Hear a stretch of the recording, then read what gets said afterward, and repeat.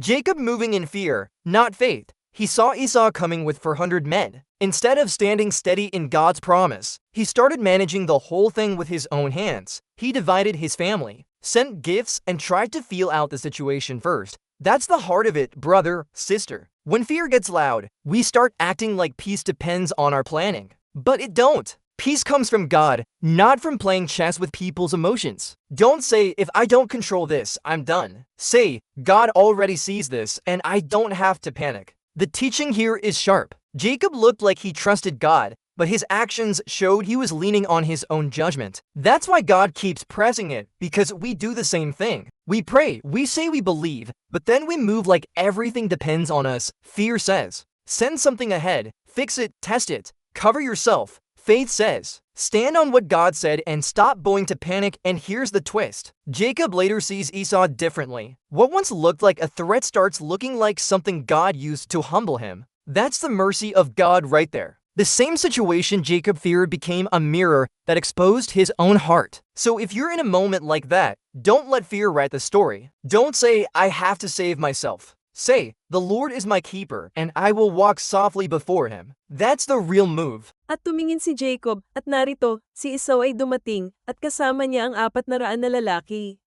At hinati niya ang mga anak kay Leah, at kay Rachel, at sa 2 alilang babae.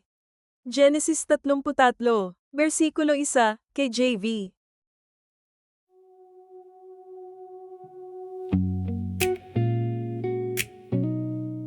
Si Jacob ay kumikilos sa takot, hindi sa pananampalataya. Nakita niyang papalapit si Esau kasama ang 400 na lalaki. At sa halip na tumayo ng matatag sa pangako ng Diyos, sinimulan niyang pamahalaan ang lahat gamit ang kanyang sariling mga kamay.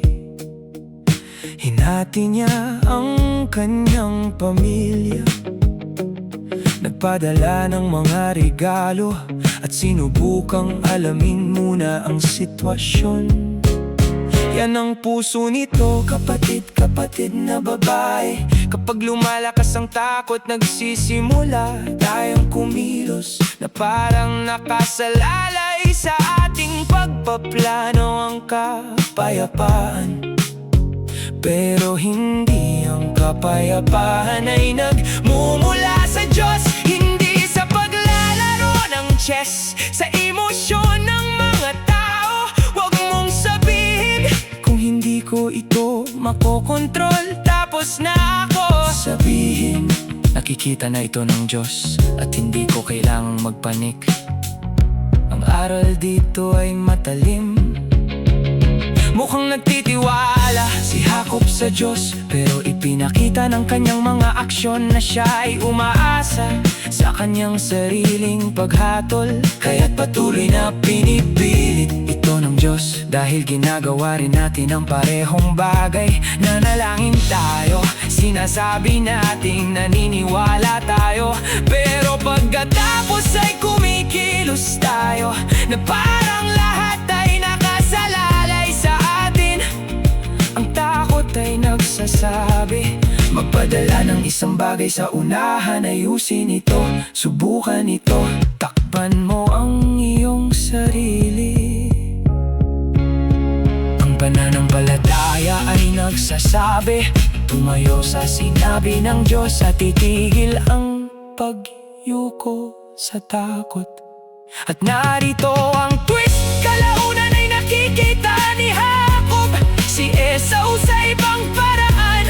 Ang dating mukhang bantay, nagsimulang magmukhang isang bagay na ginamit ng Diyos para ipagpakumbaba siya.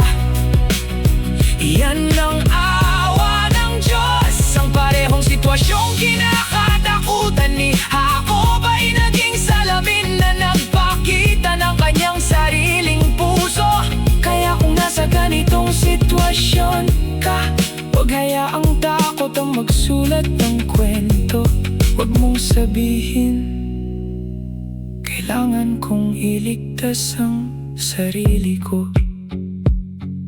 Sabihin mo, ang Panginoon ang aking tagapag-ingat, at maglalakad ako ng mahinahon sa kanyang harapan. Yan ang tunay na hakbang.